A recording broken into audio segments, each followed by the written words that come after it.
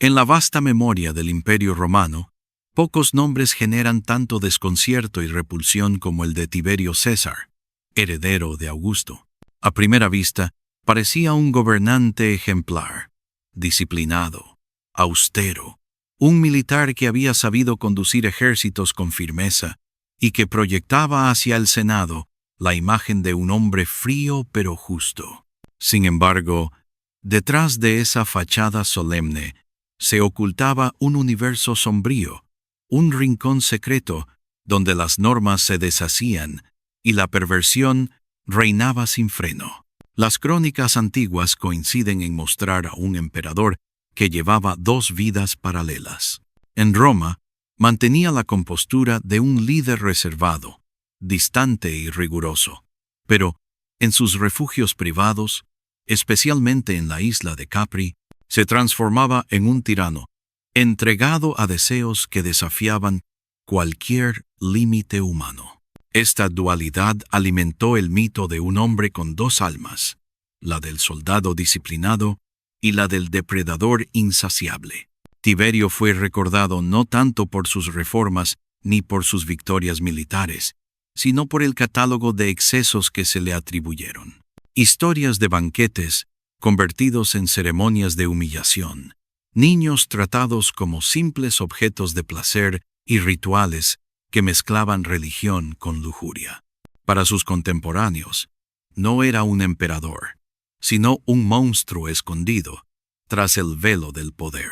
La figura que emergió de esas narraciones es aterradora, un gobernante que evitaba la multitud, pero que en la intimidad levantaba un imperio paralelo de sacrilegios, excesos y degradación.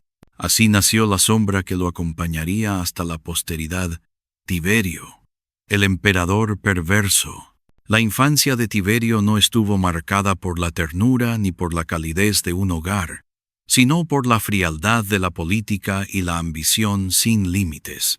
Nació en el seno de la poderosa familia de Livia Drusila, quien más tarde sería esposa del propio Augusto. Desde sus primeros años, el futuro emperador se vio envuelto en un ambiente de intrigas y cálculo, donde cada gesto era observado y cada palabra podía convertirse en un arma contra él. Los cronistas antiguos relatan que su madre, mujer de carácter férreo y ambición inquebrantable, lo educó bajo un régimen de rigidez casi militar. No había espacio para la espontaneidad o el afecto, todo se subordinaba al ascenso político. Livia no dudó en sacrificar los deseos personales de su hijo en nombre de la grandeza familiar. Bajo esa presión constante, el pequeño Tiberio fue desarrollando una personalidad retraída, desconfiada y profundamente solitaria. La figura de Augusto se erguía como una sombra aplastante sobre su niñez. Convertido en el centro del poder, el emperador representaba tanto una inspiración como una carga insoportable.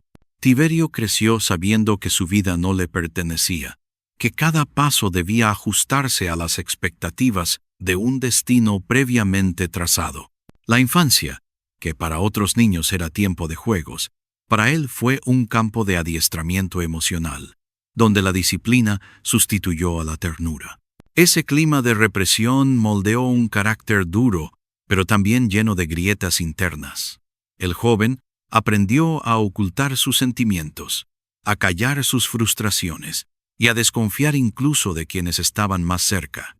La soledad se convirtió en su compañera habitual, y con ella germinó un resentimiento silencioso hacia todo aquello que lo había privado de libertad.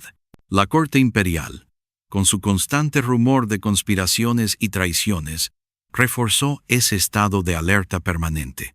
Desde pequeño, Tiberio entendió que el poder era un terreno hostil, donde la supervivencia dependía de la cautela y del silencio. Ese aprendizaje precoz fue forjando la máscara de un hombre distante y reservado, pero bajo la superficie quedaba una herida abierta que marcaría su vida adulta. En resumen, la infancia de Tiberio no fue el comienzo luminoso de un futuro emperador, sino un laboratorio de frustraciones. Lo que el niño no pudo vivir en afecto, lo buscaría después, de forma distorsionada, en el control absoluto sobre los demás. Allí, en el frío de su niñez, comenzó a gestarse el germen del monstruo que más tarde el mundo conocería. En la vida de Tiberio, el matrimonio no fue un espacio de refugio ni de afecto, sino otra forma de prisión. Su primera unión, con Vipsania Agripina, representó quizá el único vínculo sincero de su existencia. La amaba de verdad, y según cuentan los cronistas, ella correspondía a ese afecto. Sin embargo, el destino del joven general no dependía de sus sentimientos, sino de las conveniencias políticas. Cuando Augusto decidió consolidar su poder mediante alianzas familiares, obligó a Tiberio a repudiar a Vipsania para casarse con Julia la Mayor, su propia hija. Aquella orden fue un golpe devastador. Dicen que Tiberio lloró durante días, tras ser separado de la mujer que amaba. En una ocasión, al encontrarse con ella en la calle, la siguió con lágrimas en los ojos, hasta que se le prohibió volver a verla. Ese episodio marcó una cicatriz profunda en su espíritu. El matrimonio con Julia fue todo lo contrario a lo que había soñado. Ella era conocida por su vida licenciosa, sus amantes públicos y sus excesos. Para un hombre rígido, reservado y herido como Tiberio, aquella relación resultó humillante. La convivencia se convirtió en un tormento constante, un recordatorio de que su voluntad carecía de valor frente a la maquinaria política de Roma. De esa unión forzada brotó un resentimiento que no se apagó jamás. El rechazo de Julia, sumado al control férreo de su madre y a la desconfianza de Augusto, reforzó en Tiberio una percepción amarga. El amor era una ilusión, y la intimidad un terreno de traición y humillación. Esa convicción se transformaría más adelante en una relación enferma con la sexualidad, marcada por la necesidad de dominar, degradar y someter. Así, lo que pudo haber sido un capítulo de felicidad se convirtió en el germen de una perversión futura. Tiberio aprendió en carne propia que el poder podía destruir el afecto más sincero y que los cuerpos podían convertirse en instrumentos políticos. La frustración acumulada en aquel matrimonio no solo lo alejó de la vida familiar, sino que lo empujó hacia el ejército, único ámbito donde sentía control.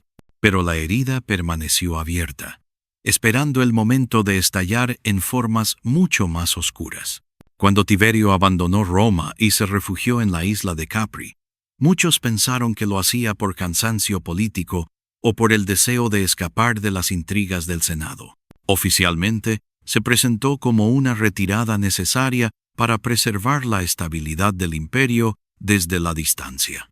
Pero en realidad, aquel exilio voluntario ocultaba un plan mucho más siniestro: construir un espacio aislado, donde pudiera dar rienda suelta a sus deseos más oscuros, lejos de la mirada del pueblo. En lo alto de la isla se levantaba la imponente Villa Iovis, un palacio fortificado con vista al mar Tirreno. Desde allí, Tiberio dominaba tanto el horizonte como las vidas de quienes quedaban bajo su control. La geografía accidentada de Capri, con sus acantilados abruptos y sus cuevas escondidas, ofrecía el escenario perfecto para un reino secreto. No era solo un retiro, sino un laboratorio de excesos cuidadosamente diseñado.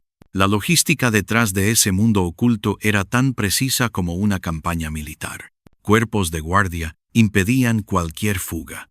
Emisarios recorrían las provincias en busca de jóvenes esclavos, prisioneros y cortesanas seleccionadas por su belleza. Músicos y artistas eran llevados para convertir cada noche en un espectáculo. Todo respondía a una organización calculada que garantizaba al emperador un suministro constante de placer y obediencia. Los testimonios antiguos describen jardines donde se celebraban juegos eróticos, piscinas convertidas en escenarios de orgías y terrazas donde el vino corría sin medida. Cada sala de la villa podía transformarse en un teatro de dominación. Lo que para otros sería un palacio de descanso, para Tiberio se convirtió en un burdel imperial, disfrazado de residencia oficial. El contraste era perturbador. Mientras en Roma se difundían edictos y se mantenía la apariencia de un gobierno estable, en Capri el emperador vivía como amo absoluto de cuerpos y voluntades. Dos realidades coexistían: la del gobernante distante, que enviaba cartas al Senado, y la del monstruo oculto, que gobernaba un microcosmos de lujuria y sometimiento. Con el tiempo, Capri dejó de ser un simple refugio geográfico para transformarse en el verdadero centro del poder de Tiberio. Allí, rodeado de silencio y de guardias leales, podía reescribir las reglas de la convivencia humana según sus caprichos.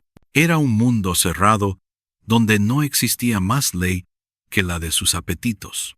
En esa isla, lejos de la mirada del pueblo, el emperador dejó atrás las máscaras de la disciplina y la austeridad. Capri se convirtió en el escenario donde los fantasmas de su infancia y las frustraciones de su juventud encontraron salida en un reinado de excesos. Fue allí donde Tiberio comenzó a modelar la imagen que la posteridad recordaría, la de un gobernante que hizo de su retiro un palacio de horrores. En Roma, los banquetes imperiales eran símbolo de refinamiento. Manjares exóticos, vino en abundancia, música y discursos que exaltaban la gloria de la ciudad.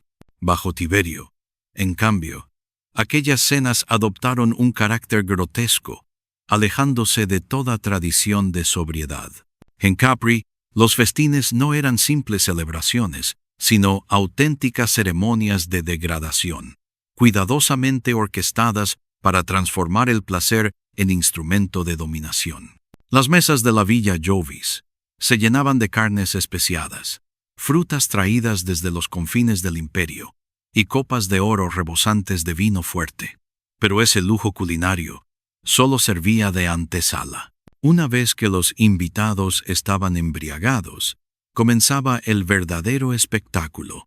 Senadores, soldados y jóvenes esclavos eran obligados a participar en escenas obscenas bajo la mirada complacida del César. El vino era la llave que abría la puerta a la humillación. Cada copa borraba un poco de vergüenza y permitía que lo intolerable se volviera rutina.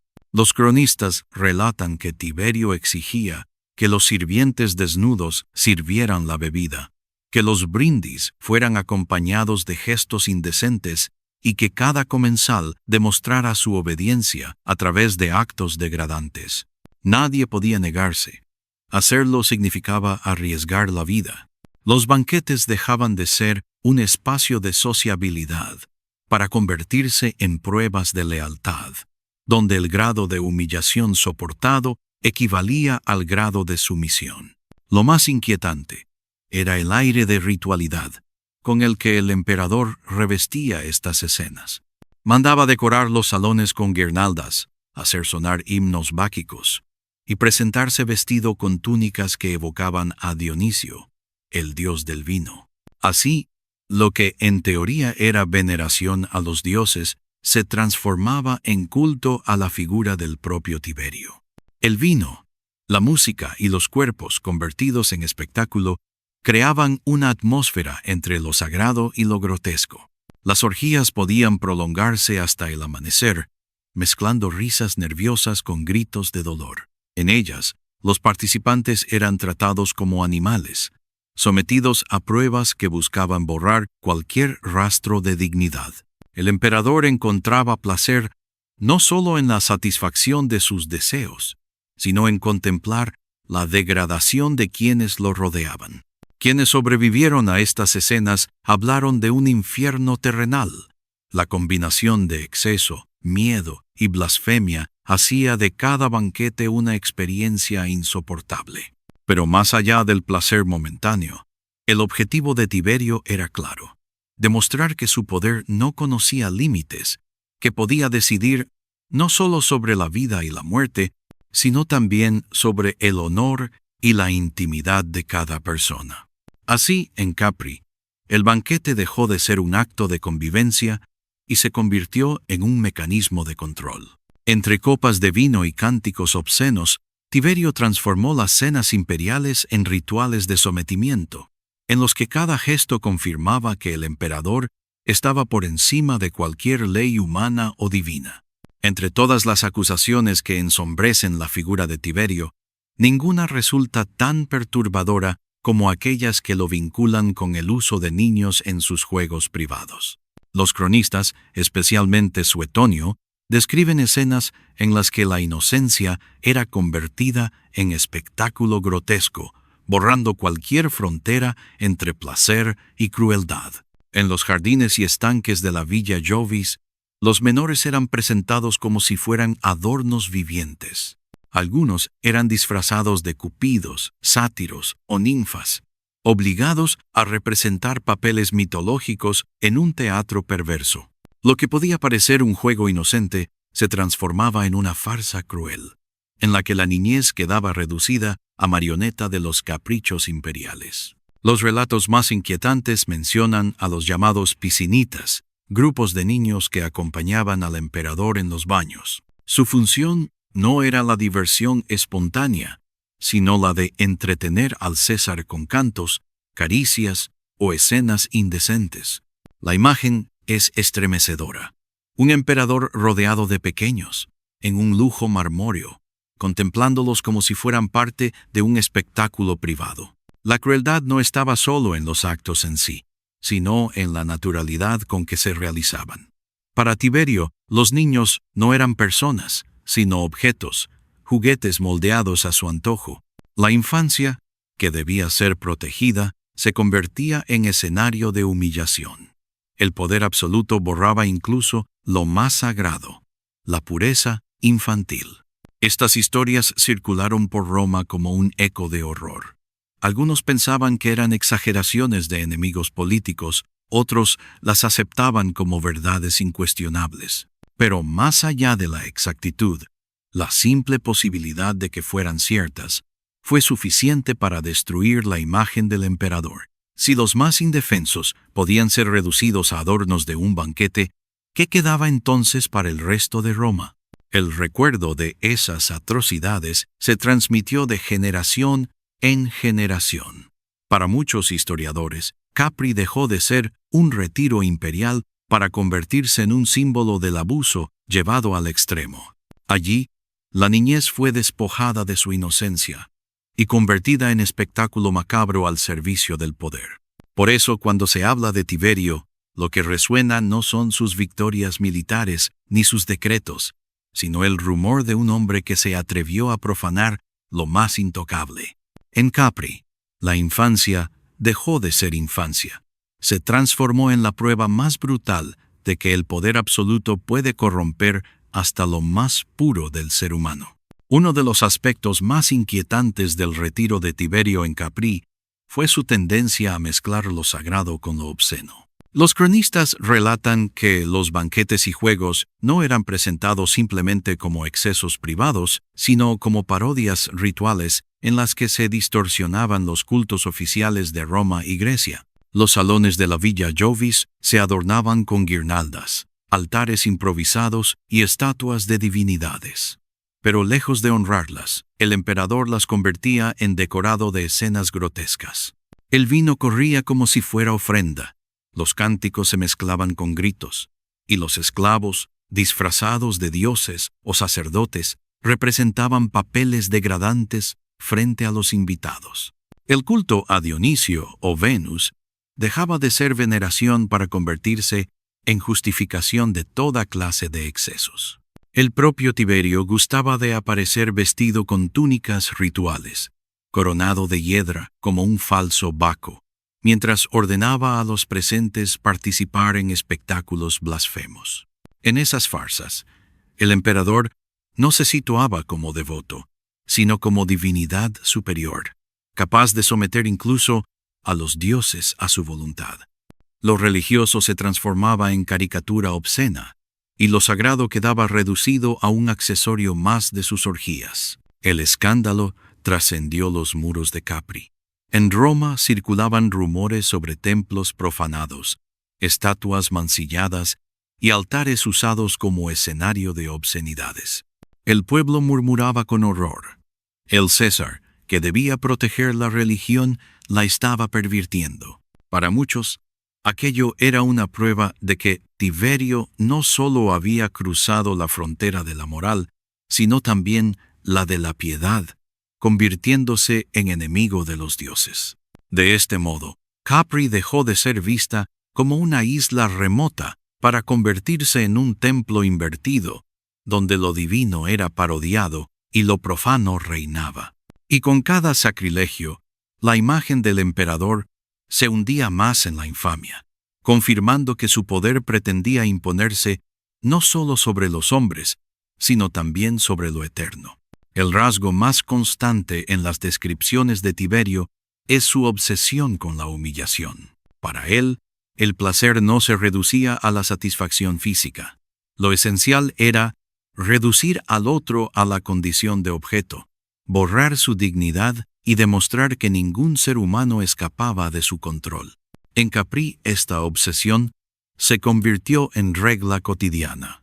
Los banquetes eran el escenario perfecto para estas prácticas. Senadores, caballeros e incluso funcionarios que acudían a la isla con la esperanza de ganar el favor imperial, se encontraban obligados a participar en escenas degradantes. Nadie estaba a salvo. Tanto un noble de linaje ilustre como un joven esclavo podían ser arrastrados al mismo nivel de sometimiento. El poder de Tiberio consistía en borrar las distinciones sociales y reducir a todos a un denominador común: la obediencia absoluta. El miedo a perder privilegios o a sufrir castigos hacía que incluso los más poderosos aceptaran lo intolerable. La obediencia se medía en términos de humillación. Cuanto más degradante era la prueba superada, mayor era la muestra de lealtad hacia el emperador. Así, la vergüenza dejaba de ser una barrera moral y se transformaba en instrumento político. En privado, la situación era aún más cruel. Los esclavos eran entrenados para satisfacer las fantasías del César, obligados a realizar gestos ridículos o a adoptar apodos grotescos. Tiberio disfrutaba no solo del acto en sí, sino de la degradación psicológica que generaba. Incluso los niños y adolescentes eran sometidos a juegos de baño y espectáculos que deformaban cualquier noción de inocencia. El resultado fue una corte paralela, donde el poder dejó de ser una herramienta de gobierno para convertirse en un mecanismo de degradación sistemática. Quienes acudían a Capri sabían que debían sacrificar no solo su orgullo, sino su propia humanidad, si querían sobrevivir en aquel microcosmos perverso. De este modo, Tiberio transformó la humillación en la verdadera moneda del poder. No le bastaba con ser obedecido. Necesitaba ver a sus súbditos rebajados, arrancarles hasta el último vestigio de dignidad. En Capri, el imperio no se sostenía con leyes ni con ejércitos, sino con el espectáculo cotidiano de la degradación. Con el paso del tiempo, Capri dejó de ser un refugio privado para convertirse en una corte deformada, un espejo grotesco de Roma. Lo que en la capital se regía por leyes y magistrados, en la isla quedaba sustituido por los caprichos del emperador y sus rituales depravados. El orden político se invertía. Senadores y caballeros que en Roma eran símbolos de dignidad se transformaban en actores sumisos dentro del teatro sexual de Tiberio. La jerarquía social quedó completamente desfigurada. Los nobles aceptaban vestirse con disfraces ridículos. Los jóvenes esclavos eran obligados a actuar como marionetas, y hasta los hijos de familias distinguidas podían terminar reducidos al mismo nivel que un sirviente. En Capri, la sangre, la riqueza o el prestigio no significaban nada. Solo importaba la capacidad de soportar humillaciones y de complacer al César. El ambiente era asfixiante. Cada invitado vivía entre dos fuerzas opuestas: la esperanza de obtener ascenso político y el terror a sufrir una humillación pública. Los banquetes, las orgías y las ceremonias blasfemas se repetían día tras día, creando una rutina en la que la perversión se convirtió en norma. Nadie podía escapar, porque huir de la isla equivalía a condenarse a muerte. Así, Capri funcionaba como una versión invertida del imperio. En lugar de honor, había servilismo. En lugar de gloria, vergüenza. Los que alguna vez habían aspirado a influir en el destino de Roma, en Capri se reducían a cuerpos obedientes, instrumentos de placer y degradación. En ese microcosmos cerrado, Tiberio halló el escenario perfecto para demostrar que el poder absoluto no solo podía gobernar territorios, sino también someter conciencias. Capri se convirtió en una capital paralela, no del imperio, sino de la humillación. Mientras Tiberio se sumergía en sus excesos en Capri, en Roma las murmuraciones crecían como un incendio imposible de apagar. La distancia física entre el emperador y la ciudad no detuvo los rumores, al contrario, los alimentó.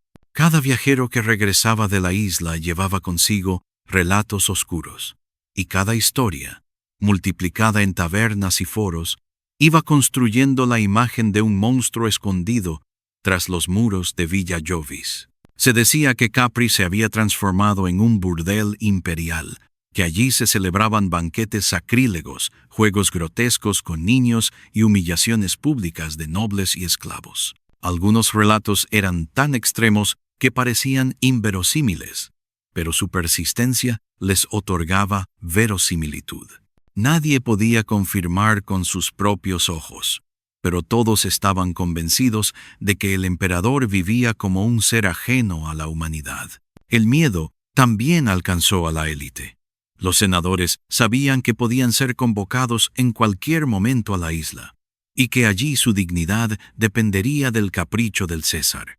Una invitación a Capri provocaba sentimientos encontrados, la esperanza de obtener poder y el pavor de caer en desgracia tras una humillación pública.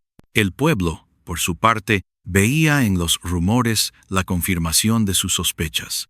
Tiberio no era un gobernante, sino un ogro oculto tras el mar, un ser que se alimentaba del sufrimiento ajeno. Los poetas satíricos comenzaron a difundir versos clandestinos, y en voz baja se lo llamaba el monstruo de Capri. Lo más peligroso fue el cambio de percepción. La figura del emperador debía inspirar respeto casi sagrado, pero bajo Tiberio, ese temor reverente se transformó en desprecio.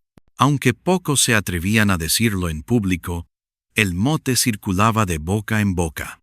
El escándalo y la burla se convirtieron en formas de resistencia, en el único modo en que Roma podía enfrentarse a un emperador que parecía invulnerable. Así, la distancia entre Tiberio y su pueblo no hizo más que profundizar la brecha. En Capri, gobernaba con miedo. En Roma, ya solo quedaba el desprecio. Con el paso de los años, Tiberio fue envejeciendo en su retiro de Capri. El cuerpo ya no respondía con la misma fuerza y las arrugas marcaban en su rostro el desgaste de los excesos. Sin embargo, lejos de apaciguarse, sus deseos se tornaron más crueles y desesperados. Lo que antes lo entretenía en banquetes y orgías dejó de bastarle. Necesitaba inventar escenas cada vez más extrañas y humillantes para mantener viva la llama de su lujuria. Los esclavos y cortesanos vivían aterrorizados. Bastaba un gesto de disgusto o una mirada considerada insolente para despertar la furia del emperador. Cada día podía traer consigo un nuevo capricho, y cada capricho podía significar la ruina o la muerte de alguien. Capri se convirtió en una prisión dorada no solo para quienes lo servían, sino también para el propio Tiberio, atrapado en una vorágine de paranoia y deseo insaciable. A medida que envejecía, creció también su desconfianza. Sospechaba de complots, de envenenamientos y de traiciones. Se rodeó de guardias leales y restringió aún más su círculo cercano. Desde la Villa Jovis enviaba cartas al Senado llenas de reproches y acusaciones, ordenando ejecuciones sumarias basadas en rumores. El emperador, que alguna vez fue visto como disciplinado y calculador, se transformó en un anciano dominado por la sospecha y la inseguridad. El ambiente en la isla era asfixiante. Esclavos espiaban a senadores, cortesanos denunciaban a otros para salvarse, y todos vivían en un clima de miedo constante. La lujuria y la violencia se entrelazaban con la paranoia, creando un infierno en el que nadie podía sentirse a salvo. Lo que en otro tiempo fue presentado como un retiro político, ahora era una jaula de oro que encerraba tanto a súbditos como al propio César. En Roma, mientras tanto, la ausencia prolongada del emperador debilitaba aún más el vínculo con la ciudad. Los rumores sobre su decadencia física se mezclaban con burlas crueles sobre su vejez. Lo que antes inspiraba terror, ahora provocaba desprecio. El monstruo ya no era temido por su fuerza, sino ridiculizado por su debilidad. De este modo, Tiberio terminó siendo prisionero de sí mismo. Un hombre que había gobernado ejércitos y controlado el imperio más poderoso de la tierra, reducido a un anciano paranoico, esclavo de sus obsesiones y de un deseo que ni el tiempo ni la edad lograron apagar. El final de Tiberio llegó en el año 37 DC, rodeado de un clima de sospecha y odio contenido. El emperador, debilitado por la edad y los excesos, cayó enfermo en su retiro de Capri. La noticia de su agonía se esparció rápidamente por Roma como un viento de alivio. Después de décadas de miedo, la ciudad vislumbraba la posibilidad de librarse de aquel gobernante sombrío. Los cronistas narran que en sus últimos días Tiberio se debatía entre el silencio y la paranoia. Desconfiaba de todos, convencido de que incluso sus médicos querían envenenarlo. Los cortesanos fingían preocupación, pero en realidad aguardaban con ansias el momento de su último aliento. Nadie lloraba por él, solo esperaban que la pesadilla terminara. La escena de su muerte fue casi teatral. Según Suetonio, tras recibir la noticia de que el emperador había fallecido, algunos comenzaron a celebrar. Pero de repente, Tiberio recobró la conciencia. El terror se apoderó de todos. Si sobrevivía, la venganza sería inevitable. Fue entonces cuando Macro, prefecto de la Guardia Pretoriana, ordenó sofocarlo con mantas para asegurarse de que no despertara jamás. Así terminó la vida del segundo emperador de Roma, no entre honores ni lamentos, sino en medio del miedo y el desprecio de quienes lo rodeaban. Mientras Augusto había sido despedido como padre de la patria, Tiberio fue recibido como un monstruo del que todos ansiaban liberarse. Tras su muerte, el cadáver de Tiberio fue trasladado a Roma, pero ni siquiera en su funeral logró borrar la sombra de sus actos. Oficialmente se le rindieron honores propios de un emperador, pero la memoria colectiva lo recordaba no como estadista, sino como el ogro de Capri. Ninguna lágrima sincera acompañó su partida. La ciudad lo despidió con un silencio cargado de alivio. El legado de Tiberio no quedó definido por sus victorias militares ni por su capacidad administrativa, sino por la oscuridad de su vida privada. Su retiro en Capri, convertido en un escenario de excesos, humillaciones y sacrilegios, eclipsó cualquier mérito político. Para los romanos, fue la gran traición a las expectativas.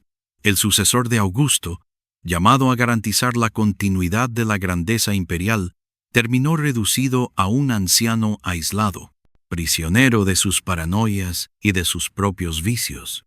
Los historiadores posteriores, desde Suetonio hasta Tácito, lo retrataron con tintes monstruosos. Aunque algunos modernistas han discutido la exageración de esas fuentes, la imagen quedó fijada, la de un hombre que confundió el gobierno con la posesión absoluta de cuerpos y conciencias. Su nombre se convirtió en sinónimo de corrupción del poder, en ejemplo de cómo la soledad y el resentimiento pueden deformar a un gobernante hasta hacerlo irreconocible. El verdadero legado de Tiberio es, en última instancia, una advertencia. Nos recuerda que el poder absoluto no solo degrada a los gobernados, sino también al propio gobernante. Lo que comenzó como la vida de un militar disciplinado, terminó como la crónica de un emperador que hizo del placer una tiranía y de la humillación un espectáculo. Por eso, siglos después, cuando se pronuncia su nombre, no pensamos en un general brillante, sino en el emperador perverso que convirtió Capri en el símbolo eterno de la degradación.